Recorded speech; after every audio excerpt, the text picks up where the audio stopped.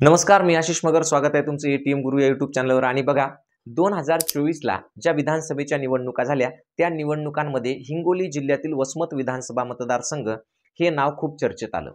चर्चेत येण्याचं एकमेव कारण काय होतं, तर इथं जे दोन उमेदवार होते प्रतिस्पर्धी, त्याच्यामध्ये दोन्ही उमेदवार सुरुवातीला एकाच पक्षात होते, पण त्यानंतर त्या पक्षाची दोन शक्ल झाली म्हणून ती दोन पक्षात वेगवेगळ्या गेली. आणि त्याच्यामध्ये एक त्यांचे गुरु आणि दुसरे त्यांचे चेले, म्हणजेच गुरु आणि चेला अशी ही लढत होती. त्यामुळे ही लढत जी आहे ती महाराष्ट्रभर गाजली. प्रत्येकाला उत्सुकता होती की वसमत विधानसभेमध्ये कोण जिंकणार. आणि या निवडणुकीच्या दरम्यान दोघांकडूनही, म्हणजे गुरु आणि चेला या दोघांकडूनही एकमेकावर आरोप आणि प्रत्यारोपाच्या फैरी झडल्या. सर्वसामान्य लोकांमध्ये सुद्धा एकमेकांबद्दल वेगवेगळ्या पद्धतीने चर्चा होऊ लागल्या. आणि जेव्हा निकाल लागला तेव्हा सरते शेवटी चेला म्हणजेच राजू भैया नवघरे यांचा खूप मोठ्या मतांनी विजय झाला. आणि गुरु म्हणजेच जयप्रकाशजी दांडेगावकर यांचा मात्र या निवडणुकीत पराभव झाला. आता ह्या ज्या आरोप आणि प्रत्यारोपाच्या फैरी होत्या ह्या निवडणुकीनंतरही थांबल्या का, तर मुळीच थांबल्या नाही. त्याच्यातूनही पुन्हा चर्चा व्हायला लागल्या की राजूभैया नवघरे आता खरंच हे सामान्यांचे राहिलेत का आणि ते सर्वसामान्यांसाठी काम करतील का, असे वेगवेगळे प्रश्न त्यांच्या कार्याबद्दल आणि त्यांच्या कर्तृत्वाबद्दल उपस्थित करण्यात येऊ लागले. सामान्य जनतेलाही असं वाटत होतं की खरंच राजूभैया आता पूर्वीसारखे सामान्य आहेत का, किंवा राजूभैया आता पूर्वीसारखं सामान्य लोकांसाठी काम करतील का, किंवा आता ते निवडून आल्यामुळे त्यांना कोणी प्रतिस्पर्धी उरला नाही म्हणून आता ते वेगळ्या पद्धतीने काम करतील. तर अशा चर्चा होत असतानाच एक महत्वाची घटना घडली आणि त्या घटनेवर आपल्याला बोलणं खूप महत्वाचं आहे. कारण मी शिक्षक आहे आणि शिक्षक असल्यामुळे शिक्षण विभागामध्ये जे काही घडतं किंवा शिक्षण विभागामध्ये ज्या काही हालचाली होतात किंवा शिक्षण विभागासाठी जे काही कार्य होतं, काम होतं, त्याच्यामध्ये आपलं विशेष लक्ष असतं. आणि म्हणून ही शिक्षण विभागाशी संबंधित असल्यामुळं या गोष्टीवर बोलणं मी क्रमप्राप्त समजलं आणि म्हणून मी आजचा व्हिडिओ तुमच्या समोर घेऊन आलोय. तर शिक्षण विभागामध्ये नेमकं असं काय घडलं, किंवा राजू भैया नवघरे यांनी नवा असा कोणता पराक्रम केलेला आहे जो पराक्रम तुमच्यापर्यंत पोहोचवणं मला गरजेचं वाटलं. आणि तुमच्यापर्यंतच पोहोचवणं नाही तर त्या सगळ्या महाराष्ट्रापर्यंत पोहोचून त्याच्यातून काय नवीन बाहेर येऊ शकतं, यासाठी हा विषय चर्चेला घेणं खूप महत्वाचं होतं. तर बघूयात राजू भैया नवघरे यांनी नेमका कोणता पराक्रम केला आणि नेमकं त्याच्यातून काय साध्य झालं. मूळ मुद्दा असा आहे की अजूनपर्यंत तुम्ही जर एटीएम गुरु या युट्यूब चॅनलला सबस्क्राईब केलं नसेल तर पहिले सबस्क्राईब करून घ्या. आणि आता पाहूयात की नेमकं घडलं काय.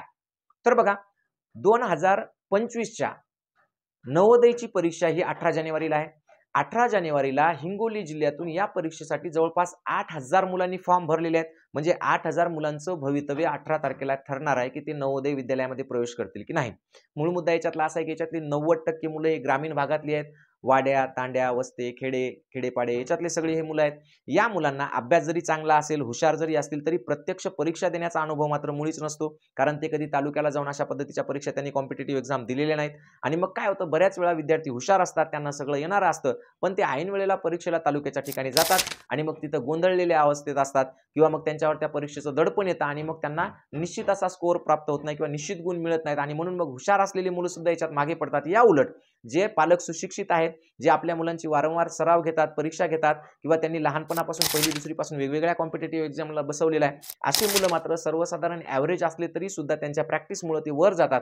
आणि मग पुन्हा एकदा अशी गोष्ट समोर येते की टॅलेंट असून मागं राहिले आणि त्यांच्यापेक्षा कमी टॅलेंट असलेले मुलं पुढे गेले, असं होतं. आणि याच्यातून मग खेड्यापाड्यातल्या वाडी वस्ती तांड्यातल्या मुलांवर खूप मोठा अन्याय होतो म्हणण्यापेक्षा ते त्या पद्धतीनं स्वतःला न्याय देऊ शकत नाहीत. आणि मग याच्यावर काय उपाय करता येईल, यासाठीची सगळी जी संकल्पना आहे, यासाठी जे काय घडलेलं आहे ते आपल्याला आज तुमच्या समोर मांडायचं आहे. मग काय करता येईल या हिशोबानं आमदार राजू भैया नवघरे यांनी काय केलं, तर आपला मानस आहे, म्हणजे मागच्या 4 वर्षापासून ते वेगवेगळ्या एक्झाम घेतात नवोदयसाठीच्या, परंतु त्यांनी असं ठरवलं की विद्यार्थ्यांना इथं येऊन स्वतः परीक्षा देण्यासाठी आपण काय करू शकतो. तर त्यांनी असं ठरवलं की आपण काय करूयात, संपूर्ण जिल्ह्यातल्या, पूर्ण हिंगोली जिल्ह्यातल्या विद्यार्थ्यांची एकाच छताखाली एकाच ठिकाणी आपण नवोदयची सराव चाचणी घेऊयात. पण मूळ मुद्दा असा होता की एवढ्या मोठ्या विद्यार्थ्यांनी रजिस्ट्रेशन केले, त्यापैकी किती विद्यार्थी आपल्याकडे येतील, म्हणजे 8,000 विद्यार्थ्यांनी नवोदयसाठी फॉर्म भरले, त्याच्यापैकी आपल्याकडे किती येतील हा मूळ मुद्दा. बरं, आल्यानंतर त्यांची संख्या किती असेल, तेवढ्या संख्येला आपण कोणत्या ठिकाणी परीक्षा द्यायला लावणार आहे, तशी बिल्डिंग, तेवढी मोठी इमारत कुठे उपलब्ध होईल, आणि या सगळ्या परीक्षेचं नियोजन कसं होईल, असे सगळे काही महत्त्वाचे प्रश्न होते. त्यामुळे सुरुवातीला काय केलं की 1 महिनाभरापूर्वीच या परीक्षेसाठीचं रजिस्ट्रेशन चालू करण्यात आलं, की संपूर्ण जिल्ह्यामध्ये त्याची लिंक पाठवली आणि लिंकवरून ऑनलाईन रजिस्ट्रेशन करायचं ठरवलं. ऑनलाईन रजिस्ट्रेशनचा आकडा हाती आला आणि तो होता 4,000. तब्बल 4,000 मुलांनी या ऑनलाईन परीक्षेसाठीचा म्हणजे रजिस्ट्रेशन केलेलं होतं. आता मूळ मुद्दा आहे की पेपर कसा काढायचा, आणि पेपर त्या दर्जाचा असला पाहिजे नवोदयच्या आणि विद्यार्थ्यांना वाटलं पाहिजे की आपण खरीखुरी नवोदयची परीक्षा सोडवत आहोत. मग पहिली गोष्ट आली पेपर सेट करण्याची. तर पेपर सेट करण्यासाठी स्वतः नवोदय विद्यालयामध्ये शिकलेले आणि नवोदयचे एक तज्ञ मार्गदर्शक म्हणून असलेले माननीय श्री आसोले सर आणि त्यांच्यासोबत असलेली सगळ्या शिक्षकांची टीम यांनी अगदी बारकाईने अभ्यास करून अगदी म्हणजे नवोदय परीक्षेसारखीच काठिण्य पातळी असलेला आणि एकही ग्रॅमॅटिकल म्हणा किंवा कोणत्याही पद्धतीची चूक नसलेला अचूक असा पेपर सेट केला. अत्यंत सुंदर असा पेपर तयार झाला. पण आता मूळ मुद्दा येतो की एवढ्या मोठ्या 4000 विद्यार्थ्यांना बसण्यासाठी इमारतीची काय सोय करायची.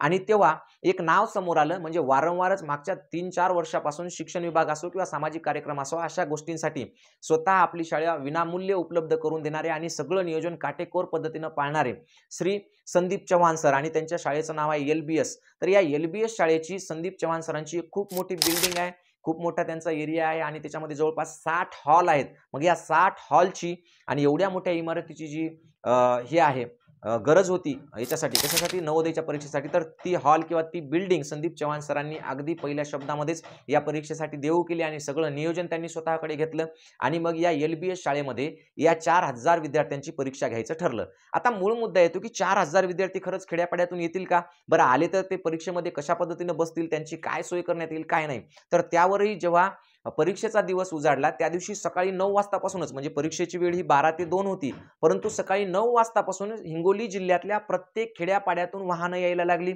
आणि हजारोंनी विद्यार्थी आणि पालक तिथे यायला लागले.